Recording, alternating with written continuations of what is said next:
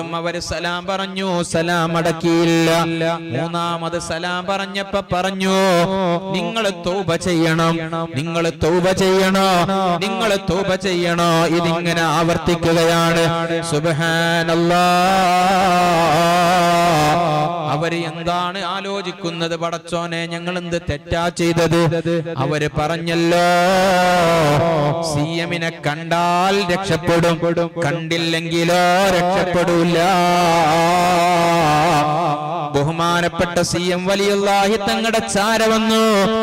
അല്പനേരം കഴിഞ്ഞപ്പോ സിഎം വലിയുള്ളാഹി തങ്ങള് റൂമിലേക്ക് തിരിച്ചു വിളിച്ചു. റൂമിലേക്ക് അവര് കയറി ചെന്നപ്പോ പറഞ്ഞു, നിങ്ങളെ ഓപ്പറേഷൻ ചെയ്യണമെന്ന് പറയുകയും ഓപ്പറേഷന് വേണ്ടി നിങ്ങൾ തയ്യാർ ചെയ്യുകയും ചെയ്തില്ലേ? അത് തെറ്റായി പോയിട്ടുണ്ട്. നിങ്ങളുടെ ശരീരത്തിനൊരു രോഗവുമില്ലല്ലോ.